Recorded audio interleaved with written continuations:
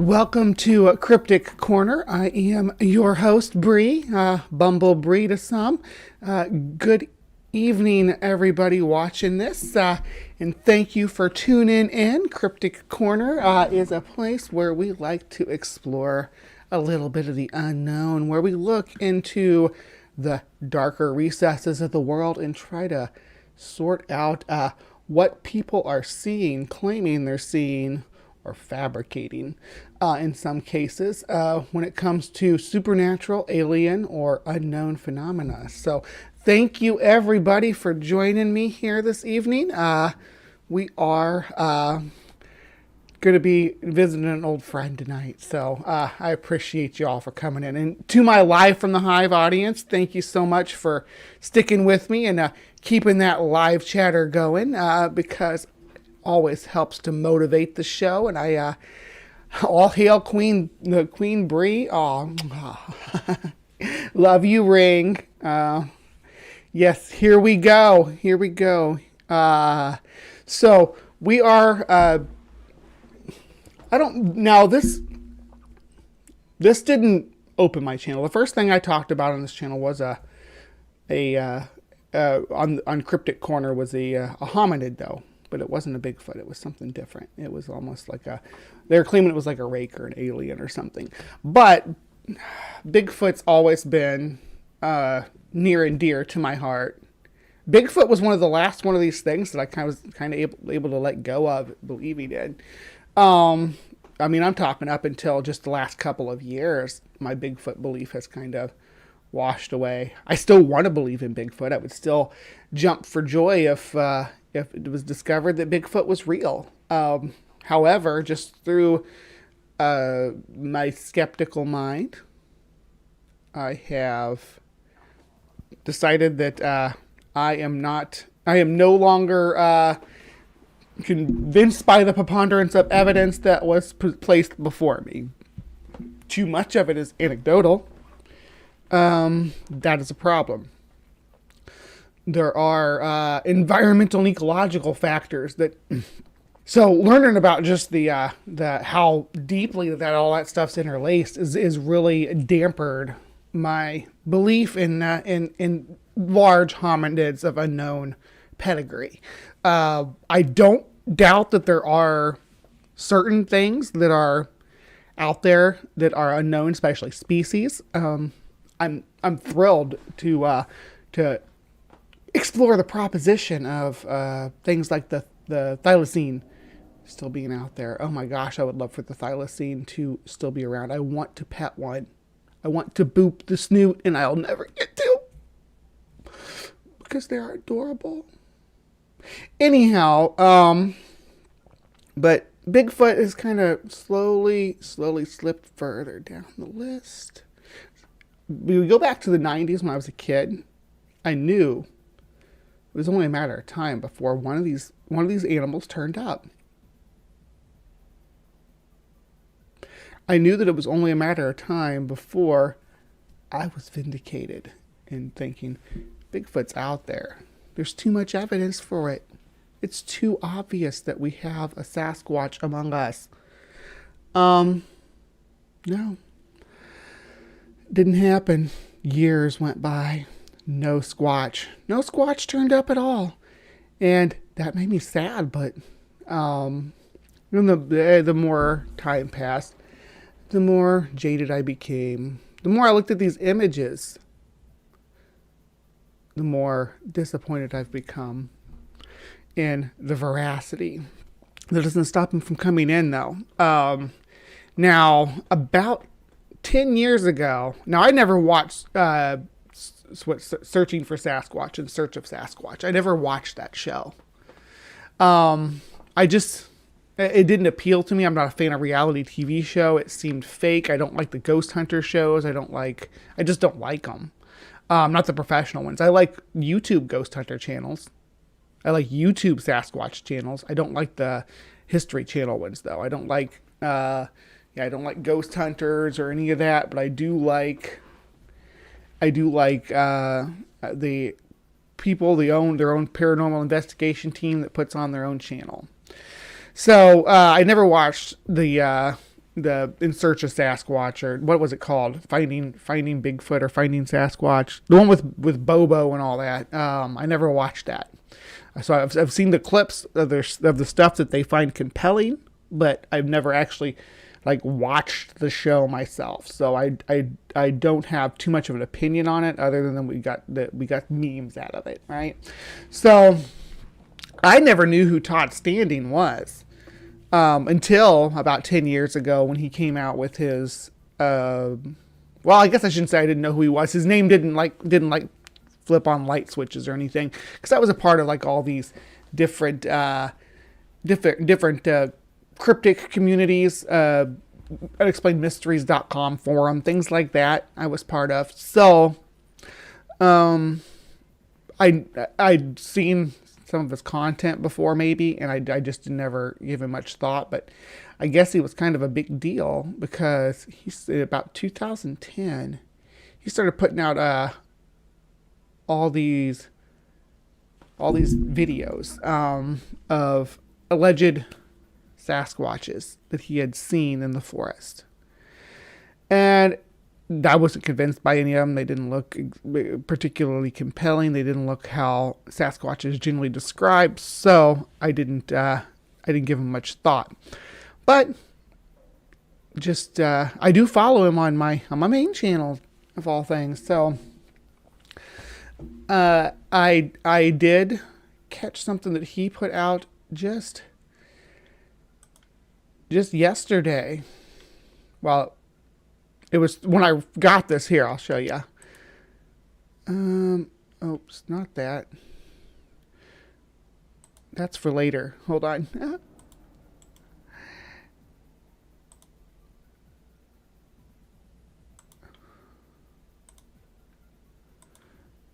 All right. So this is Todd Standing,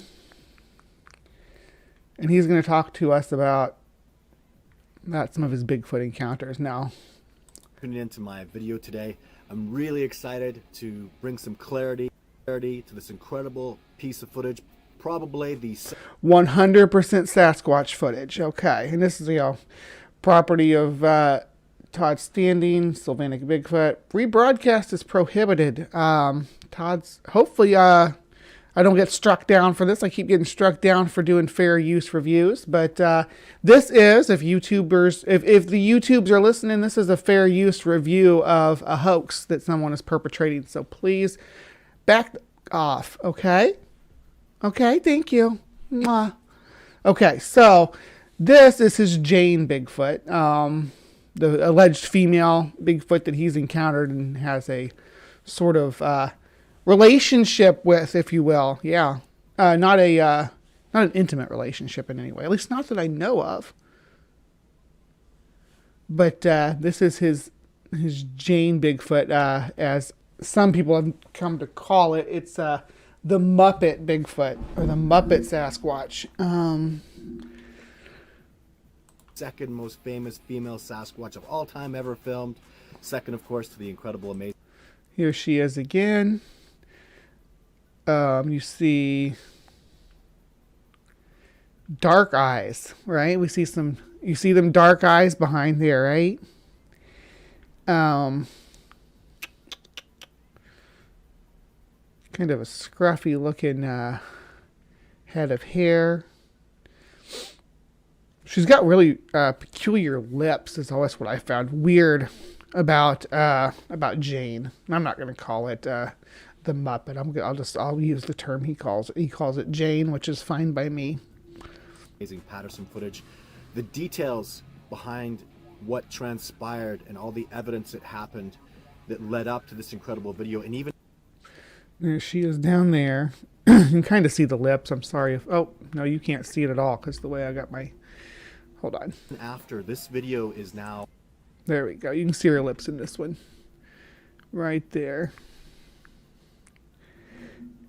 And her nose kind of upturned. Not how you generally hear Sasquatches being described. They don't generally say they have a upturned nose. Yes, it's very Ewok like this one is. Over 12 years old are these videos and photographs, which are multiple, of this Sasquatch I call Jane. well over a decade old. And we have new interactions with her, all this. Does that look organic to you guys? I don't. It looks like FX to me. I knew some people with some FX stuff, setups that were pretty good at it. Back in the early 2000s, one of my friends was really into it. We'd all go to her house on like Halloween and she'd do all our makeup and stuff. Really fun. She never did a lot of the hair stuff, not the facial hair stuff. There was one person she put a villainy mustache on, but it was not full facial fur. But there are FX people who do it. They have it's like a little hair. They put a layer of this sticky stuff. Hold on. They put a layer like sticky stuff on your face. And then they have this like blower thing that blows it so it sticks to your skin. And then they take like a really light comb and are able to push it back. You got to be like really careful with it. But yeah. This incredible evidence is precipitated, but so much backstory transpired behind this. Ooh. There's so much. I like her eye. That we could look at these eyes here though. I think this was part of the problem that people had was the proportions. Like the eye proportions to the rest of the face seemed forced. Like that maybe this person's mouth and nose don't actually line up with where the lower half of the face is, which may be a prosthesis. I don't know. With that upturned nose like that. Garbage and armchair quarterbacks chatting when they don't have a bloody clue about what the hell they're talking about. I'm going to try to bring. That's a good picture right there of it. That's where you can see the weirdness around the mouth that I'm talking about. Like almost like there's a seam around the mouth. And I can see that this would be like hours of footage put together, and then they clip out the ones that they seem the most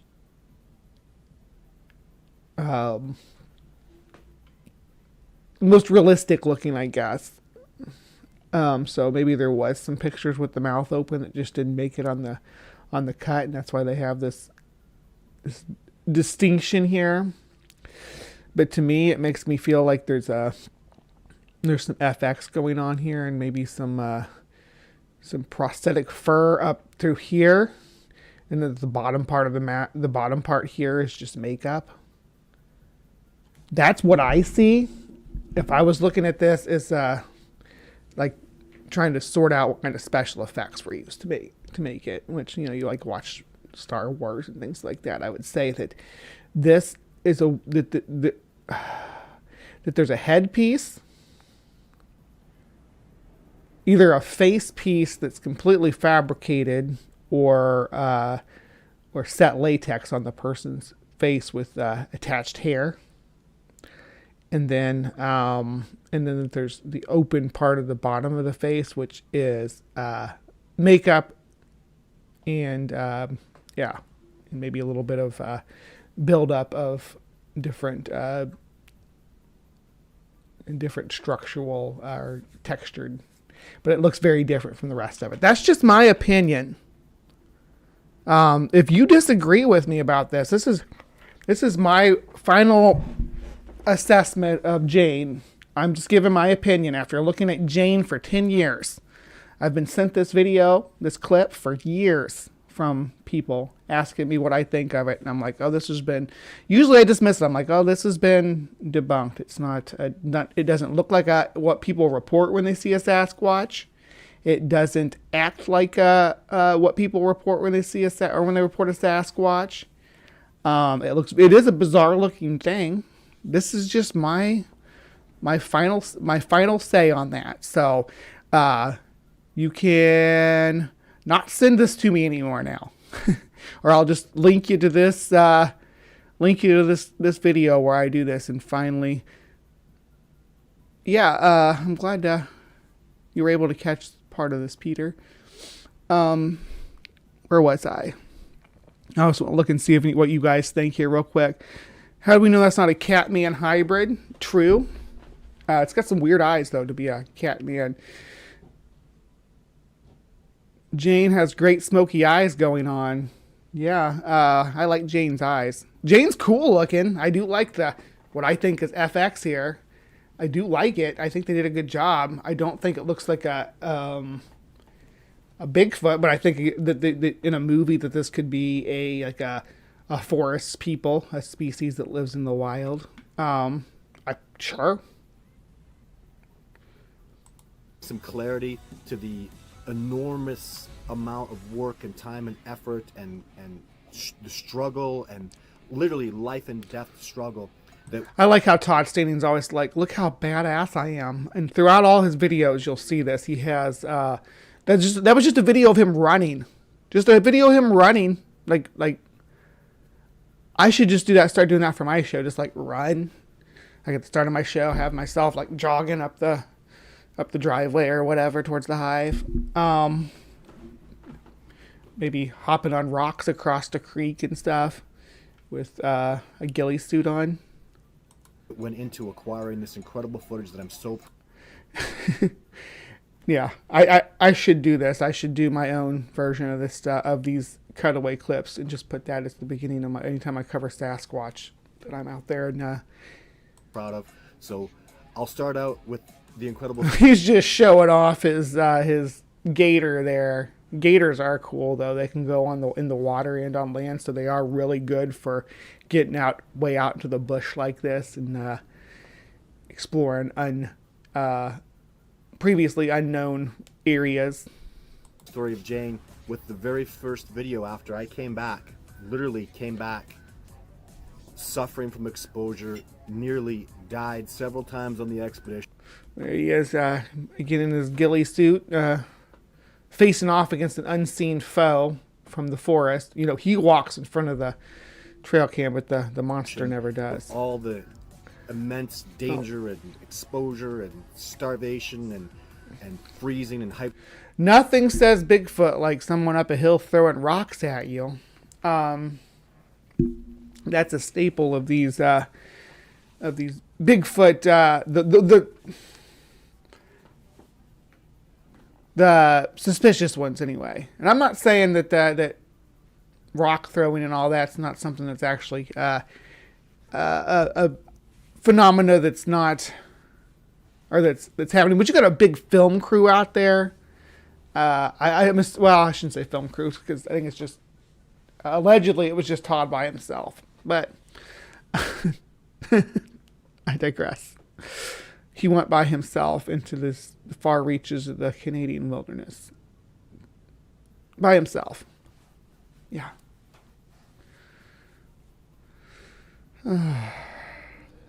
Hypothermia and everything that I'd gone through to acquire this incredible piece of footage, again, that I'm so proud of. A little bit of backstory to help you understand why it's very frustrating when people say these preposterous things when they just have absolutely no idea. So here's the very first video that I released after I came back and recovered from all... Let me give a little bit of history to him. Before he went up to Canada, he used to do what they call something in the Sylvanic region of Montana. That's where his channel name comes from. He calls it Sylvanic Bigfoot. But so he was originally in Montana, and that's where he did his thing where he was on the what's the Bigfoot show? Finding Bigfoot or Finding Sasquatch or whatever. Yeah, that one. When he was on there, he presented a video of alleged Bigfoot running up the hill. But then he said he left that place. He didn't. He said the funny thing is he says he left there because the Bigfoot started killing people. I'd love to learn more about that, wouldn't you? But no, that's all he says. The stuff that I'd gone through, I put this video up online, so I'll let you have a look at that, and then we'll go from there. On Tuesday, October 14th, Todd Standing embarked on a 5-day expedition into a region of the Rocky Mountains bordering Kootenay and Banff National Parks. On this expedition, he captured multiple full-frontal facial views of Bigfoot for the first time. As he returned from his expedition through some of the most dangerous backcountry in the world, he experienced several highly unusual circumstances that delayed him by several days. So this is where he's claiming that he was out there by himself, all alone, facing the wilderness of the Canadian Rockies. Out of concern over his whereabouts, the RCMP and Sylvanic team agreed to launch search and rescue. Todd returned safely on his own 3 days overdue. Although the expedition entailed significant hardships that were... So the Mounties and the Sylvanic Park rescue system, they all went out and had to go rescue this guy, allegedly. Reported to the RCMP, including a dangerous grizzly bear confrontation. Todd and his team consider this expedition their most significant ever. Incredibly significant. I was really... Why are they to say they and then he? Was he out there by himself or not? That's what I want to know. Todd, were you out there by yourself? Really? When they rescued you, were you alone?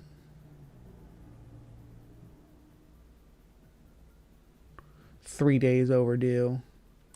Really proud of the photographs and videos that came out. At the time, I just finished becoming worldwide headlines with species protection. Please feel free to share those novels here with us, Big Zebra. We have a fetish audience who is really into Bigfoot that way. So, is that Tobin Templeman?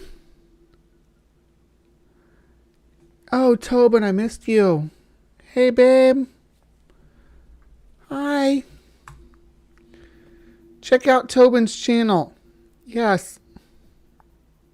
Recognition and all that, the work that I was doing with the government to have them acknowledge Sasquatch that I fought really hard for. But this...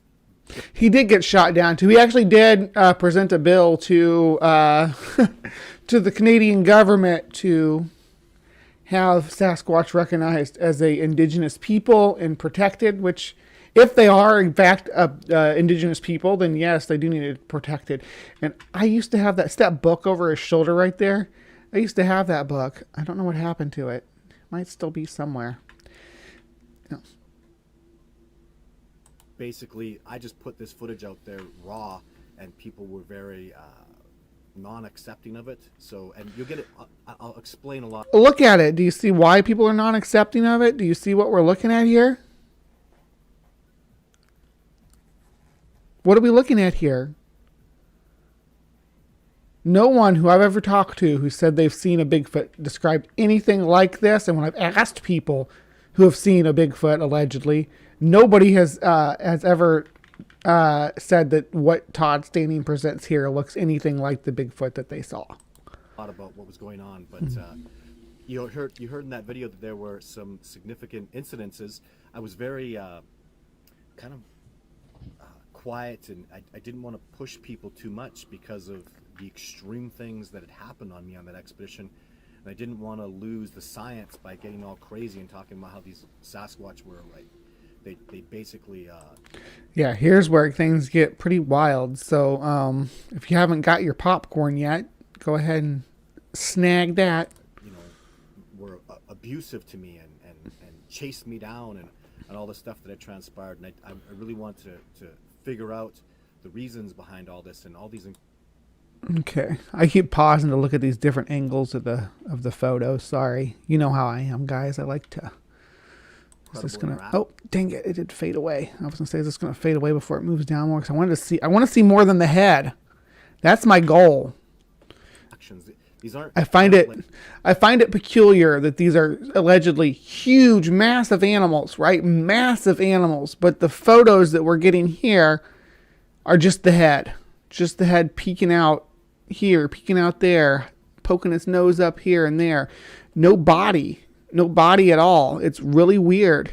Like gorillas, and no disrespect to gorillas and chimpanzees, these are highly intelligent hominids, and they came after me in very specific ways. Chimpanzees will come after you too. Don't give chimpanzees any quarter. If you underestimate chimpanzees, they will rip you apart. Teach me very specific lessons. So let's get into just a short little sequence here that I'll tap onto. about how they, on the very last, or what I thought was supposed to be the last night before I got picked up, after this, I was out there for like 5 days on this expedition. The Sasquatch came and harassed me, and I got this footage. It was on Survivor, man. I'll just play a little short sequence of it, and then we'll continue from there. Yeah. After sleeping less than 30 minutes. All right. So now what we're going to see is some base camp stuff. And this is straight up Blair Witch here. All you kids at home. This is some Blair Witch crap right here. I was awakened by rocks that were thrown at me and growling sounds from multiple directions. After 2 nights of this, I'd had enough, so you'll see me here crack open one of my big flares. Damn it.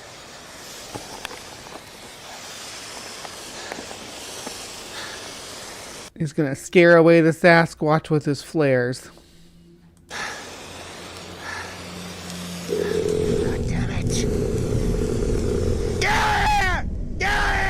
These growling sounds you hear are from 6 to 10 yards away, again in multiple directions. Now you can hear rocks thrown at me and various animals closing in on me from multiple positions.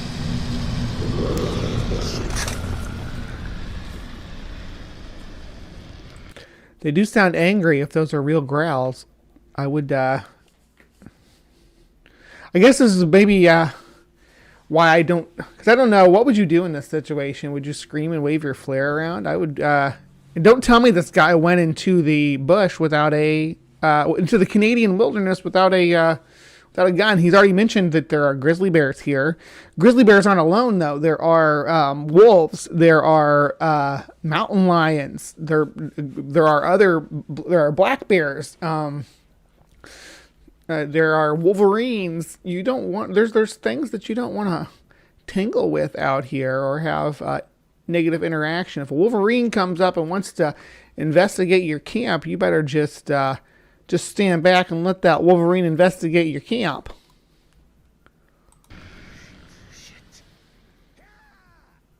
Bad night, to say the least, but tremendous. I'm not saying that was Wolverine. I'll have to examine those growls a little bit closer to make that kind of assessment. The growls actually sounded human to me, or like professionally made growls, like superimposed over the video. That's what it sounds like to me. I should have. Since this just came out last night, I hadn't had time to put together like a waveform or anything. I should get the audio for this and break that down and see what it looks like. You know what I mean? So let me know if that's something that we could dive into as a follow-up of this at some point. That's fine. Maybe we'll just put together a lot of different sounds and look at the waveforms of a few different Bigfoot sounds and see what we're dealing with. We already did the Sierra sounds like that. You all remember that. We had all the waveforms and stuff. Anyway. Lessons that I learned from that, but we're not going to get into that or beyond that. Let's get into what happened before that. So that was the end of the Video 4 expedition. So I have this documentary that I did probably right after when I got back from doing this expedition. So I'll play this first sequence of that, and then we're going to do an interview that Kyle did with me. When you go on a routine expedition, you do expect sleeve stacks. So I'm glad that everybody out there is aware of that expectation. There are no sleeve stacks in this video, though, which is another reason why I think that it's probably a hoax. If they really went on a routine expedition... The Discovering Bigfoot podcasts, where I really get some exceptional clarity and get down to the grassroots of all the things that were going on and what had happened, the build-up. It's so important that led to this tremendous success, and we'll get into that footage and so much more. So let's keep moving forward. Yeah, and you all might notice that I'm stopping more than I usually do. I hope you're here for it, because I'm doing everything I can to stop getting freaking pulled when I'm doing my reviews, because AIG had me pulled. Some straight up BS. And History Channel had me pulled for covering their ancient alien nonsense. So pulled right off the air in the previous weeks. So I'm trying to stop and give more commentary, not let it run for more than a minute or so at a time. So thank you so much for sticking into me. We're going to get through a little bit slower, but it's better to be able to keep the show going than to just have it pulled because we're going too fast. Thank you so much for hanging in here with me, guys. I love my Hive. Hopefully this format works all right. Hello, my name is Todd Stanley, and you are watching what my team and I are calling Expedition 4. As I announced last year on the website, this new Sylvanic area is where we are attempting to conduct a study of the species commonly referred to as Bigfoot. My team and I have been on over 30 expeditions into this region, and 2 by me have yielded significant close proximity. And I think this is just his intro, his regular intro to his show. So we're probably all right with this, but Contact with these animals. Although the first did not produce any photo or video evidence, it very nearly cost me my life. In fact, I'd have to say it was extremely fortunate, to say the least, that I even survived at all. We'll release... At least he puts his blooper reel in there, too. All his videos of what a badass he is walking across this river in his ghillie suit. The details of that expedition later this year. For this October 2010 expedition, although there certainly were significant dangers, including the grizzly bear confrontation, I suffered only minor injuries. So before I get into detail of the expedition itself, I'd like to thank Radium Police, as well as Kimberly and Invermere Search and Rescue. This region of the Rocky Mountains is certainly some of the most dangerous backcountry. I bet they hate this dude. I shouldn't say that. I'm sure. I imagine. I can definitely imagine that that these rescue people are probably not thrilled with Todd standing or give much credence to his thanks and whatnot, because he was out there in the Bigfoot, or out there looking for Bigfoot by himself, which is strongly advised against. You should never hike alone. But you can. There are some trails that are safe to hike alone, for sure. But for the most part, yeah, don't hike alone. In the continent, very few people ever use these trails, and a high percentage that do disappear or are killed. This area between Kootenay and Banff National Parks is where wildlife officers relocate bears and mountain lions that have become dangerous to people. And because of... Yeah, so let's go out there by ourselves, right? This is where they relocate aggressive mountain lions. So let's go there by ourselves with no support or backup and wander off into the forest looking for, locations and natures of my expeditions, my team and I have always had an understanding to never call search and rescue. I rarely stay on the trail, and more often than not, I'm in areas that are inaccessible. Did you hear that? My team has an understanding to never call search and rescue. And I go out by myself, off trail, never call. The search and rescue people do not like you, Todd. Don't thank them. You're their enemy. You're the kind of person that that makes them have to use unnecessary resources. So, because you're not following the rules of the parks. You don't go out and off trail by yourself without support. What are you doing? What are you even doing? Accessible to most people. This time, however, the very unusual circumstances surrounding my disappearance led my team to assume the worst. So police were contacted, and a search and rescue mission was implemented. People are always interested, and I'm okay with that, and getting right to the meat of the story, talking about the footage and what happened in those moments. But what... Is that Jason Jacoby? Is that a Young Frankenstein reference? That's really... I think that's really... That is what he did. He did a Young Frankenstein. He says, I'm going out there, no matter what happens, don't call for help. And then he gets in there. It's like, I made a mistake. Please open. Please come and get me. Oh my gosh. That is such an apt comparison, Jason. Exactly.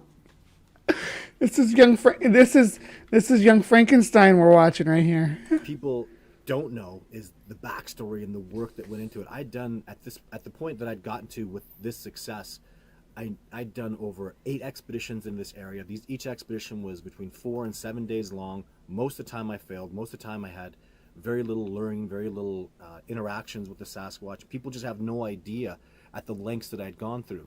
So here's a 2022 interview where Kyle from the Discovering Bigfoot podcast, and you can watch this full interview in entirety on my YouTube channel, really got down to ask some really good questions and did his research and pushed me to talk about things and give clarity to. So he's done this several times. Excuse me. So he's done this several times and to no success. And then he goes out here and the layers. Like I could literally write up until I literally sat down with a novelist, and all my experience and everything that transpired from when I started this discovery This definitely does sound like it was written by a novelist. I don't disagree that you told them kind of what you wanted to explain about your experience, and then they put it into poetic language and gave it back to you. Back with video 1 to video 2 to video 3 to even just to video 4, this would have been a 300-page novel with the stuff that had gone on, the time that I'd put into this, the money and work that had gone into this. It was so significant. So you'll get a little tiny piece of that in this interview that's upcoming. So stay tuned, pay attention. This will clear up a lot of things, put some new footage in here. You talking about his audio or mine, Sandy? Morning, Godseed. Brian Stevens, Native Atheist. Lots of new people popping in here just in the last 10 minutes or so. I didn't see Big Zebras here and Big Bad Mama. Boston Celtics, I guess is the sports ball team. Is it football or I think it's basketball? Celtics. But yeah, welcome to the show. Meta Bun. Good to see everybody. Thank you for tuning in. We're looking at Todd Standing. Talking Squatch. So let's let Kyle take over. I want to talk about video 4, which is Jane. A lot of people have... There's Jane. There's our girl. How did you decide this was a female? I wonder. What about it is female? Because you only ever see her head. Opinions about that footage. So I want to kind of bring to light, like, if you remember what year it was. That she looks like a Muppet and her body's always out of frame. Yeah, that's concerning. Why is that, Todd? What kind of the plan was, maybe what happened that year leading up to this expedition to go and get this footage. Yeah, it was 2009. Boy, those were hard years. What was happening? So in 2009 was a hard year for me too. The economy crashed in 2008, and I was out of work for almost a year and a half. It was terrible. At the time, I was working as a welder. So, yeah, it was a rough period. I am a certified welder. I didn't know if you guys knew that or not. I can weld the shit out of some stuff. I do MIG and stick welding. I'd lost my research area in Montana, which is the Sylvanic region. I didn't do it because it killed my father-in-law. He died of lung cancer after welding all his life. I said, nope, no more for me. I did like it, though. I like the artistic side to it. We'd make, like, fleuries and stuff with, what is it called? Dirt. Defleur or whatever. The ironwork. Anyway, that's off topic. There were actual deaths. Like, in fact, I believe Sasquatch killed people in the Montana area. I was doing research, so there were rumors around that since I was involved, and I had nothing to do with any of that stuff, nothing whatsoever. I didn't know the people that got involved. I didn't know any of the people that were killed. TIG welding was a little bit out of my area. I don't know. I mostly the stuff that I was welding was wrought iron or steel. So, TIG weld wrought iron, I guess. Doing a lot of like wrought iron fencing and stuff, the fancy artistic stuff, and you can also do some metal working as like heating and bending the steel and things like that. Killed. I just gave up on that stuff, so I needed a new spot. We picked this radium spot, and my colleague, who was also working with me, who is from Great Falls, Montana, he's a biologist there, Michael. He helped me pick this spot that we were at, and we started to get really good success in 2008. There were clearly Sasquatch there. There were an amazing group of Sasquatch, and no one was ever An amazing group of Sasquatch, clearly to him. going to mess with us. We also wanted a research area that was ours. I mean, well, that's great art. Well, that's all right. Sometimes we just have to solder on. I can solder too. Something that I've that's not something I learned from welding though. I'm also worked as a guitar tech for a minute, so yep, soldering was one of the things I did in that area. People would no, I wasn't at a shop or anything. People would just bring me their guitars at home and I would repair them. I'm also a bit of a luthier. I've made a lot of custom guitars and stuff like that. I could show you. I'll show you the mandolin and guitars I made sometime. But moving on. But I didn't have to answer to anybody for that. Nobody else was doing the work, and there was not. This was the ultimate, amazing, A+ spectacular spot. Nobody was going in these regions. In fact, quite the opposite. This area More like a Jane of all trades, but master of none. Yeah. yeah, is famous for where wildlife officers relocate bad animals. So bears and mountain lions that become dangerous for people, they go throw them in this corridor where I was doing my research. So I ended up having some trouble with that. Yeah, because And then he goes out there alone. That's the thing too, right? And what clade would Sasquatch or Yeti be? God, see, so from what I understand, based on sightings and reports and the description of the animal, I would say that they are at least an anthropoid ape, which would put them in hominoid. But beyond that, I don't want to make any speculation. I do think that based on the master of some. Yeah, I am a master of some, I guess. I don't know what they are, though, because I sure as hell ain't making any money at it. Yeah, that distracted me. Sorry. I love the jokes coming into the side chat today. You guys are hilarious and on it. Some of them are impressive, but I suspect a lot just talent of the taxidermist.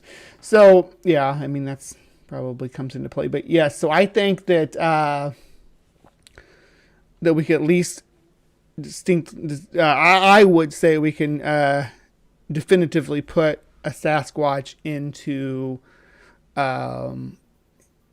definitely is a catarrhine, Pithepoidia. Why did I say that wrong? Pithepoidia. I'm more versed in the bug in pronouncing the bug name. Sorry. And then they would probably be hominids, so they're hominid apes. And beyond that, I would speculate based on the models that Standing is producing. I would even go as far as to say that they're in the genus Homo. I would put them in Homo. I would say that they're a people. If what he's presenting was real, I would say they are a people. bears that see humans as a source of food would be dropped in that area, and I'd have to deal with that, which was problematic often. I can imagine. When I went missing, that's what the RCMP told me. That the reason you're having so much trouble with bears and mountain lions is because we put bad animals in that area because nobody goes there, you crazy maniac. What are you doing back in that corridor? But anyways, there was things that were different about this troop of Sasquatch that were very exciting because they weren't really backing away. So, yeah, there's a place in this park where they drop, again, the bad animals, right? And this guy wants to go back in there by himself and then tell his team not to call for help.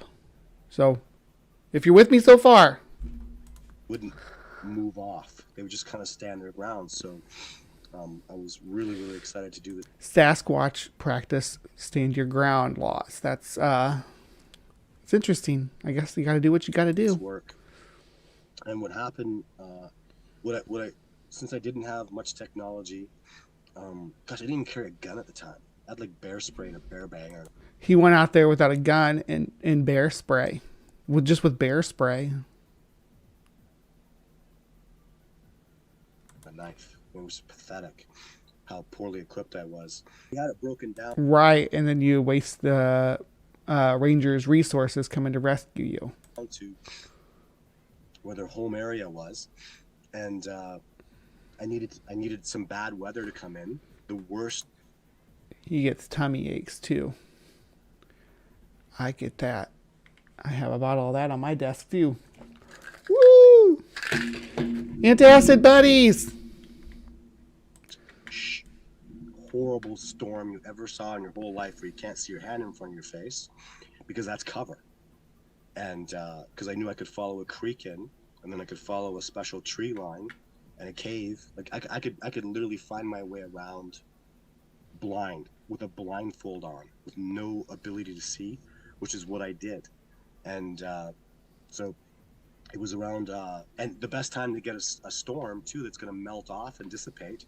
I'm going to speed him up just a little bit. In Canada, we get hope these that's okay. snowstorms that come in early, and the snow hits and doesn't really accumulate, or if it does accumulate, it melts. And if you notice, in the Jane Footage, there's snow everywhere. It's melting, literally melting. So I went into that snowstorm for cover.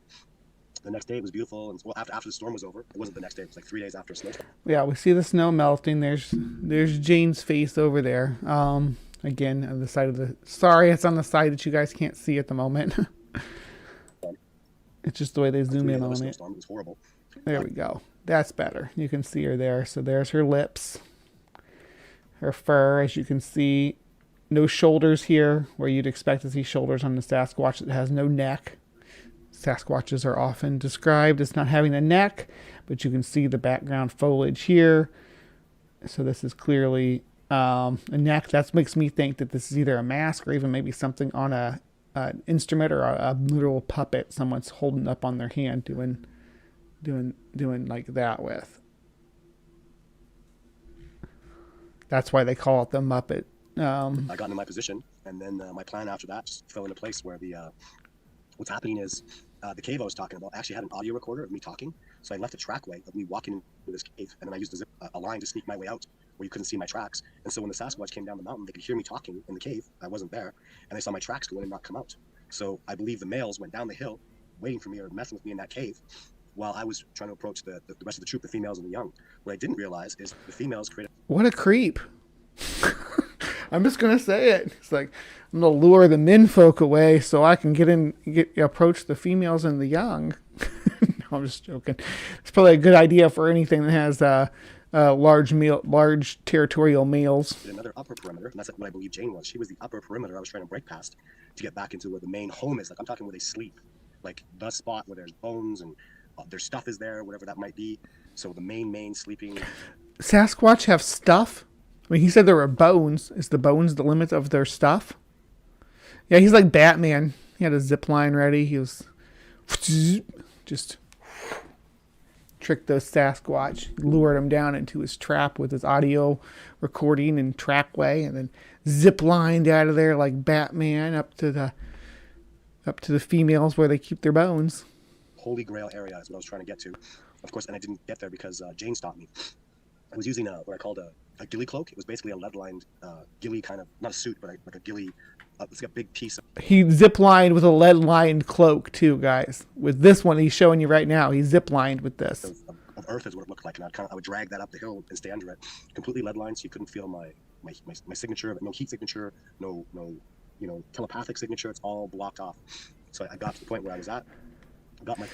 So he looked like a Yeti, a zip-lining Yeti.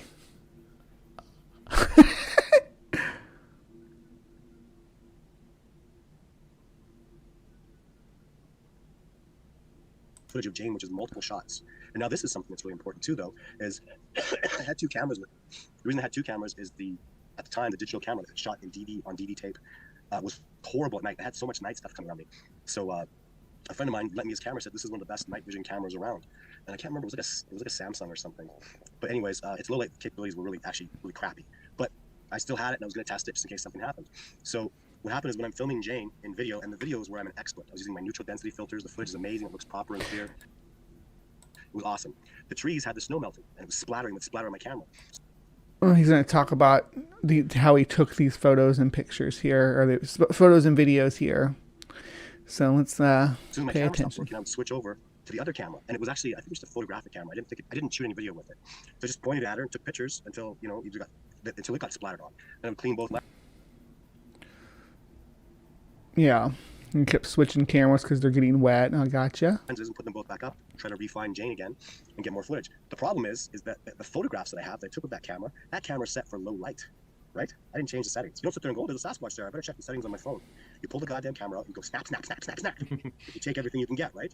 So those photographs look really bad. And she looks orangey. The color in the green in the trees looks bad because it's literally set for low light, and it's shooting not only direct sunlight, but there's snow on the ground. So the sun is bleaching off the snow, create it burn your eyes. It's so bright. So the photographs are poor, but at the time. Well, I think this sounds well, and maybe he did present these. What I think happened is he presented these pictures unedited when the mask was actually this, or the fur was actually this orange color, and they muted it out in post production. I didn't really give a shit. That's my opinion. I made those public. I didn't care because I know that's Sasquatch, and I knew this at the time too. I also believed the discovery was only years away. I knew I was going to make this discovery happen right away because I was having so much incredible success. Of course, I was wrong because that was literally filmed in 2009. Well over, almost 15 years ago now. That footage was filmed, and the discovery is not moving nearly as quickly as I'd hoped. But that footage. I don't think that this is compelling footage, though. Do you? Because I filmed it a couple times. Two of the most important things that happened. So, as I was filming Jane for the last time, I was trying to look for Jane. She was gone. So I'm looking around to film for her. What actually happened was a Sasquatch. Why does Jane have a neck? And if she doesn't have a neck, where's the rest of her body? To me, as I was in that ghillie Answer me, Todd. cloak, and he reached under the cloak. I could feel his hand, and he grabbed my ankle. He pulled me out. And what was so cool was here he's gonna claim he was like grabbed by one. 5 meters. And I'm freaking out, right? So he lets me go, and I spin around as fast as I can. And I look, and all I saw was like a tree shaking. Where the Sasquatch had walked off. I thought, oh my God, he must have just ran out of there just before he got a hold of me and blah, blah, blah. But then a few years later, I saw a gorilla do that to a guy on a gorilla watching expedition. A gorilla literally grabbed the guy by his ankle. And this is exactly what happened to me. Because the Sasquatch didn't run with me. The gorilla just grabbed the guy by his ankle and pulled him at the speed the gorilla was walking. And as soon as he let that guy go, the gorilla just kept walking. And as fast as the guy could turn around, all he saw was a shaking tree. And all the gorilla had to do was just maintain that walking speed. So in my head, it was, man, he just bolted out of there. It's not true. He just simply maintained his speed because also the tree that was shaking, it wasn't going, bah, bah, bah, bah, bah, bah. It was just shaking like somebody walked past it. So you're just in such a panic and everything's happening so fast that you whip around and you perceive things differently. But it was a really good lesson for me. So I've been pulled out of my ghillie suit. I've got my footage. I'm stoked through the roof. But I'm not done. I'd like to go up there, and first thing I needed to get was I want to see how big Jane is. We have a little taste of some of the events that transpired to build up. Did he find out how big Jane was? Get that footage, which for me is so valuable because so much time and effort and struggle went into that, and it was a tremendous success that went on for years. So we just grew, and the discovery is happening. I'm so excited about it. I know I'm going to leave you wanting so much more, but literally I could make a movie. This is him today, by the way. This isn't him from 2009. And show you all the things that happened step by step. It would turn into a 90-minute feature film documentary that would blow your mind with the layers of. Well, bring it. Why are you not giving us the feature film documentary with the best footage and all the footage and everything? Oh my God, you went through. Oh my God, this happened. Oh my God, all these things. It's just so. Do it. It's been a hell of a journey down this discovery process, and be very excited. Do it, Todd. What is happening? Remember that. Just do it. Why are you talking about it and not doing it? Why are you not doing it right now? You know exactly where they are. You have the community support for there's the Sasquatch community really does or did, at least until you kept dropping the ball and not turning up with anything new.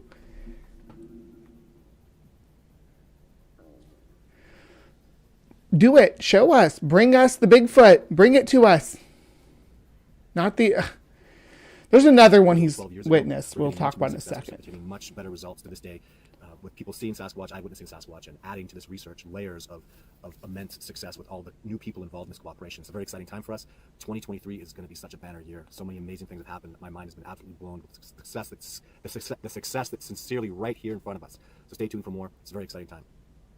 Good day, I'm thank you so here. much for tuning in. I'm here for it, right? I'm here for. Hold on just a second. I'm going to do this again. I keep forgetting to blind that every time. I'm supposed to turn that, I hit that switch after my intro goes, and I never do. And when I come back to my solo screen, it always pops up the intro again. So I apologize. But so this is Jane again, one of the many alleged Sasquatches that Todd has photographed and taken videos of. The other famous one is the one they call Blinky. Now, I couldn't find any video just with Blinky by himself, but there's a kind of a famous still of him that's around the, and again, this because I just picked this. I had some UFO stuff I was going to go over today, but this popped into my feed, and I'm like, oh my gosh, I have to talk about Todd Standing. I can't believe I haven't. I've been craving a Squatch topic. But I did have aliens that got pushed over till next week. And that's good because it gives me time to do more research on what we're talking about. Or UFOs, I shouldn't say aliens. But let me show you this. Okay, so here's the Blinky Bigfoot. And yeah, some people suggest that it's Todd Standing. And I'm not going to read this little blurb about it, but I am going to give you guys the chance to make up your own mind. So here we go. So you tell me what you see when you look at this. There's Blinky. This is Blinky the Bigfoot. He stands there and blinks. That's all he does. Doesn't move or anything, so you're not missing anything besides blinking eyes. But lo and behold, the face of Todd Standing back at the time that this was made in the early 2010s. Again, let's pay attention to things like features around the eyes, around the mouth, any place where you think his real features would show through. What do you guys think? Is Blinky Bigfoot actually Mr. Todd Standing? Let's see here. There's my side chat. There you guys are. Let's watch it through one more time. Okay, so here's Blinky. Watch around the mouth, the eyes, and the nostrils. That's the main areas you want to focus on, making sure that prosthetics would be a viable option. Obviously, the nose has to be bigger than the brow ridge and all that good stuff. But